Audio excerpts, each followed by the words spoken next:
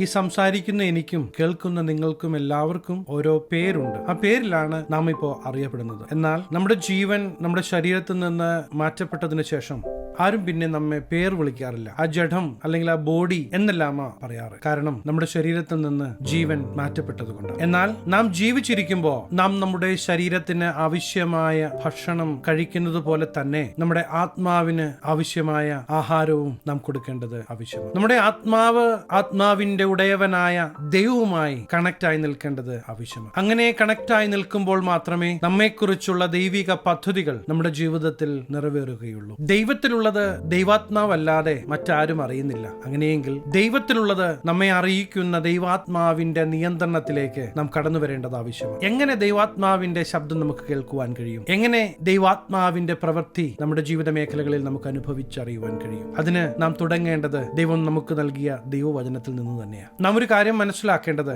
ദൈവവചനത്തിന് എതിരെ ദൈവത്തിന്റെ ആത്മാവ് ഒരിക്കലും പ്രവർത്തിക്കുകയില്ല. നാം നമ്മുടെ മാതാപിതാക്കളുടെ, നമ്മുടെ സ്നേഹിതരുടെ ശബ്ദം കേൾക്കുമ്പോൾ ഉടനെ നമുക്കറിയാം ഇന്ന ആളുടെ ശബ്ദമാണ് എന്ന്. അതിന് പ്രധാന കാരണം നാം ആ വ്യക്തികളുടെ ശബ്ദം തുടർച്ചയായി കേട്ടുകൊണ്ടിരിക്കുന്നത് കൊണ്ട്. അതുപോലെ തന്നെ നാം ദൈവത്തിന്റെ ശബ്ദം നാം കേട്ടുകൊണ്ടിരിക്കുമ്പോൾ തീർച്ചയായും നമുക്കത് പെട്ടെന്ന് തിരിച്ചറിയുവാൻ കഴിയും. ദൈവം എല്ലാ മനുഷ്യർക്കും ദൈവത്തിന്റെ ശബ്ദം കേൾക്കത്തക്ക വിധത്തിൽ, മനസ്സിലാകത്തക്ക വിധത്തിലാണ് മാനവജാതിയെ സൃഷ്ടിച്ചിരിക്കുന്നത്. എങ്കിലും പലരും തങ്ങളുടെ മനസ്സിനെ കഠിനമാക്കി ദൈവശബ്ദത്തെ നിരാകരിക്കുന്നത് കൊണ്ട് പലപ്പോഴും നമുക്ക് ദൈവശബ്ദത്തെ തിരിച്ചറിയുവാൻ കഴിയുന്നില്ല എന്നത് മാത്രം. 2000 വർഷങ്ങൾക്ക് മുമ്പ് ജീവിച്ചിരുന്ന ഒരു വ്യക്തിയാണ് യേശു എന്ന് നാം പഠിക്കുന്നതിലുപരി ആ യേശു ക്രിസ്തുവിന്റെ സാന്നിധ്യം ഇന്നും നമ്മുടെ ജീവിതത്തിൽ അനുഭവിച്ചറിയുവാൻ, ഇന്നും ആ യേശു ക്രിസ്തുവിനെ നമുക്ക് വെളിപ്പെടുത്തി തരുന്നതാണ് വാഗ്ദത്ത വിഷയമായ പരിശുദ്ധാത്മാവ്. അങ്ങനെയെങ്കിൽ ഈ ദൈവാത്മാവ് നമുക്ക് യേശു ക്രിസ്തുവിനെ വെളിപ്പെടുത്തി തരുമ്പോൾ ഒരു ചരിത്ര പുരുഷൻ എന്നതിലുപരി എന്റെ പിതാവും എന്റെ കർത്താവും എന്റെ ദൈവവുമാണ് യേശു ക്രിസ്തു എന്ന് നമുക്ക് മനസ്സിലാകുകയും യേശു ക്രിസ്തുവിന്റെ സാന്നിധ്യം നമുക്ക് അനുഭവിച്ചറിയുവാനും കഴിയും. വിശുദ്ധ വേദപുസ്തകത്തിന്റെ ആദ്യ അവസാനത്തോളം നാം എടുത്തു പഠിക്കുമ്പോൾ പരിശുദ്ധാത്മാവിന്റെ പ്രവർത്തനങ്ങളെ കുറിച്ച് നമുക്ക് കാണുവാൻ കഴിയും. ഭൂമിയുടെ ഉൽപ്പത്തി മുതൽ വെളിപ്പാട് വരെയുള്ള പുസ്തകങ്ങളിൽ നമുക്ക് പരിശുദ്ധാത്മാവിന്റെ പ്രവർത്തികൾ കാണുവാൻ കഴിയും. പാഴും ശൂന്യവും ഇരുളുമായിരുന്ന ഭൂമിയുടെ മേൽ ദൈവത്തിന്റെ ആത്മാവ് പ്രവർത്തിച്ചു കൊണ്ടിരുന്നുവെന്നും ദൈവിക പദ്ധതികൾക്കായി മനുഷ്യവാസമാകത്തക്ക വിധത്തിൽ ഭൂമിയെ മാറ്റുന്നത് നമുക്കവിടെ കാണുവാൻ കഴിയും. ശത്രുവായവൻ അറുക്കുവാനും മുടിക്കുവാനും നശിപ്പിക്കുവാനുമായി കടന്നു വരുമ്പോൾ ദൈവത്തിന്റെ ആത്മാവ് ജീവൻ നൽകുന്നതും ജീവിപ്പിക്കുന്നതുമാണ്. അതുകൊണ്ട് തന്നെ യോഹന്നാൻ എഴുതിയ സുവിശേഷം 6-ാം അധ്യായം 63-ാമത്തെ വാക്യത്തിൽ നമുക്ക് ഇപ്രകാരം കാണുവാൻ കഴിയും: ജീവിപ്പിക്കുന്നത് ആത്മാവാകുന്നു, മാംസം ഒന്നിനും ഉപകരിക്കുന്നില്ല. ഞാൻ നിങ്ങളോട് കൽപ്പിച്ച വചനങ്ങൾ ആത്മാവും ജീവനുമാകുന്നു. ദൈവം നമ്മോട് സംസാരിച്ച ദൈവത്തിന്റെ ശബ്ദം അത് ജീവിപ്പിക്കുന്നതാ, അത് ജീവൻ നൽകുന്നതാ. ഇന്ന് നമ്മുടെ ജീവിതയാത്രകളിൽ ഈ ജീവിപ്പിക്കുന്ന, ജീവൻ നൽകുന്ന ദൈവശബ്ദം നാം കേൾക്കാറുണ്ടോ എന്ന് നാം നമ്മോട് തന്നെ ഒന്ന് ചോദിക്കേണ്ടത് ആവശ്യമാണ്. ദൈവാത്മാവിന്റെ നിയന്ത്രണത്തിനായി നാം ഏൽപ്പിച്ചു കൊടുക്കുക എന്നത് ഒരു ഓപ്ഷണൽ കാര്യമല്ല, നമുക്ക് മാറ്റി നിർത്താൻ പറ്റുന്ന ഒരു കാര്യമല്ല. കാരണം അത് ദൈവിക കൽപ്പനയാണ്. യോഹന്നാൻ എഴുതിയ സുവിശേഷം 3-ാം അധ്യായം 5-ാമത്തെ വാക്യത്തിൽ നമുക്ക് ഇപ്രകാരം കാണുവാൻ കഴിയും: അതിനെ യേശു, ആമീൻ ആമീൻ ഞാൻ നിങ്ങളോട് പറയുന്നു, വെള്ളത്താലും ആത്മാവിനാലും ജനിച്ചില്ല എങ്കിൽ ദൈവരാജ്യത്തിൽ കടപ്പാൻ ആർക്കും കഴിയുകയില്ല. പ്രിയ ദൈവത്തിലെ, നാം ദൈവാത്മാവിനാൽ ജനിക്കേണ്ടതിന്റെ ആവശ്യകത ഇവിടെ ഊന്നിപ്പറയുകയാണ്. അതേ പ്രിയ ദൈവത്തിലെ, ഇന്നും ജീവിപ്പിക്കുന്നത് ദൈവത്തിന്റെ വചനം. ദൈവത്തിന്റെ വചനത്തിന്റെ വാഗ്ദത്തങ്ങളെല്ലാം നമ്മുടെ ജീവിതയാത്രയിൽ നിറവേറുക തന്നെ ചെയ്യും. വാഗ്ദത്ത വിഷയമായ പരിശുദ്ധാത്മാവിനെ കുറിച്ച് യേശു തന്നെ പറയുന്ന ഒരു ഭാഗം യോഹന്നാൻ എഴുതിയ സുവിശേഷം 14-ാം അധ്യായം 26-ാമത്തെ വാക്യത്തിൽ നമുക്ക് കാണുവാൻ കഴിയും: എങ്കിലും പിതാവ് എന്റെ നാമത്തിൽ അയപ്പാനുള്ള പരിശുദ്ധാത്മാവ് എന്ന കാര്യസ്ഥൻ നിങ്ങൾക്ക് സകലവും ഉപദേശിച്ചു തരികയും ഞാൻ നിങ്ങളോട് പറഞ്ഞതൊക്കെയും നിങ്ങളെ ഓർമ്മപ്പെടുത്തുകയും ചെയ്യും എന്ന ഭാഗം കാണുവാൻ കഴിയും. യഥാർത്ഥത്തിൽ ഇന്ന് നമ്മുടെ ജീവിതയാത്രയിൽ നാം സക്സസ് കാണേണ്ടതിന്, വിജയം കാണേണ്ടതിന് ദൈവാത്മാവിന്റെ നിയന്ത്രണത്തിനു വേണ്ടി നാം നമ്മെ ഒന്ന് ഏൽപ്പിച്ചു കൊടുക്കേണ്ടതിന്റെ ആവശ്യകതയാണ് അവിടെ പറഞ്ഞു വെക്കുന്നത്. പ്രിയ ദൈവത്തിലെ,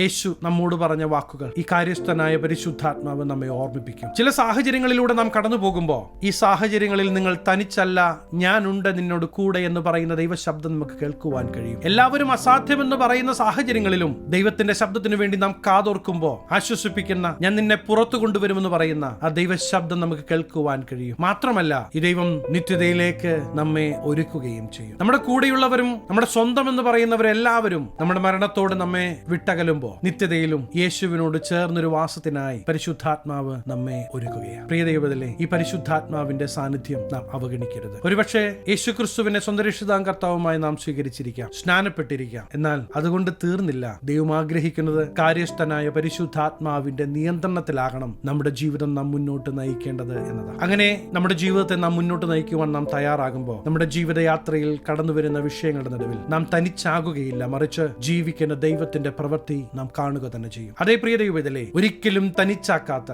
ഞാനുണ്ട് നിന്റെ കൂടെ എന്ന് പറയുന്ന ആ ദൈവ സാന്നിധ്യം നമ്മുടെ ജീവിതയാത്രയിൽ നാം അനുഭവിക്കുക തന്നെ ചെയ്യും. വീണ്ടും ഞാൻ നിങ്ങളെ ഓർമ്മിപ്പിക്കാൻ ആഗ്രഹിക്കുന്നത്, ശത്രുവായവൻ നശിപ്പിക്കുവാനും അറുക്കുവാനും മുടിക്കുവാനും കടന്നു വരുമ്പോൾ ദൈവത്തിന്റെ ആത്മാവ് നിങ്ങളെ ജീവിപ്പിക്കാനും ജീവൻ നൽകാനും നിങ്ങളെ ഒരു അനുഗ്രഹമാക്കുവാനും ആഗ്രഹിക്കുന്നു എന്ന് മറന്നുപോകില്ല. നിങ്ങൾ യഥാർത്ഥമായി ദൈവാത്മാവിന്റെ നിയന്ത്രണത്തിലാകുവാൻ ആഗ്രഹിക്കുന്നെങ്കിൽ ദൈവാത്മാവിനാൽ നിറയ്ക്കുന്ന ദൈവത്തിന്റെ അടുക്കിലേക്ക് നമുക്ക് അടുത്തു വരാം. ഈ ദൈവത്തോട് നമുക്ക് ചോദിക്കാം. ദൈവം തീർച്ചയായും വാഗ്ദത്ത വിഷയമായ പരിശുദ്ധാത്മാവിനാൽ നിങ്ങളെ നിറയ്ക്കും. നിങ്ങളൊരു അനുഗ്രഹമാകും, നിങ്ങൾ അനേകർക്കൊരു അനുഗ്രഹമാകും. എന്റെ ശബ്ദം കേൾക്കുന്ന പ്രിയ ദൈവത്തിലെ നമ്മുടെ ഹൃദയത്തിലെ ദാഹത്തെ കാണുന്ന ഒരു ദൈവമുണ്ട്. യഥാർത്ഥമായി നിങ്ങൾ ആഗ്രഹിക്കുന്നു. അങ്ങനെയെങ്കിൽ ഇന്നു മുതൽ ഈ ദൈവത്തോട് ചോദിക്കാൻ തുടങ്ങണം. ദൈവമേ, ഈ പരിശുദ്ധാത്മാവിന്റെ പ്രവർത്തനത്തിൽ ഞാൻ വിശ്വസിക്കുന്നു. ഈ പരിശുദ്ധാത്മാവിനാൽ എന്നെ ഒന്ന് നിറയ്ക്കണമേ എന്ന് നിങ്ങൾ ചോദിക്കാൻ തുടങ്ങുന്നെങ്കിൽ ഞാനൊരു കാര്യം ഉറപ്പ് തരാം. ഈ ദൈവത്തിന്റെ പരിശുദ്ധാത്മാവിന്റെ നിറവ് നിങ്ങൾ പ്രാപിക്കുക തന്നെ ചെയ്യും. അതെ, ജീവിതയാത്രയിൽ നിങ്ങൾ ഒരു അനുഗ്രഹമാകും. നിങ്ങൾ ദൈവ സാന്നിധ്യം വഹിക്കുന്നവരായി തീരും. അതറിയും ആഗ്രഹിക്കുന്നത്. കൂടെ ഇരിക്കാൻ ആഗ്രഹിക്കുന്ന ഈ ദൈവത്തിന്റെ അടുക്കിലേക്ക് നമുക്ക് അടുത്തു വരാം. യഥാർത്ഥമായുള്ള നിങ്ങളുടെ ആഗ്രഹം ദൈവം കാണട്ടെ.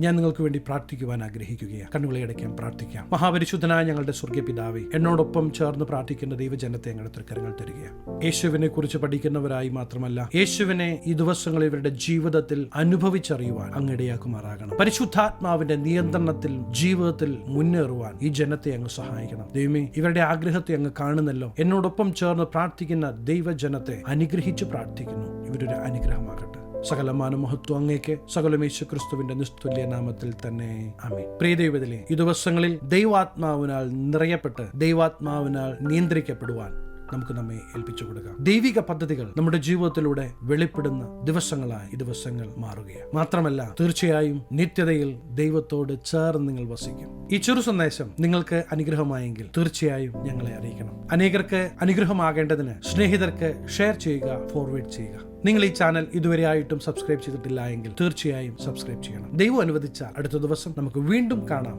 Stay blessed.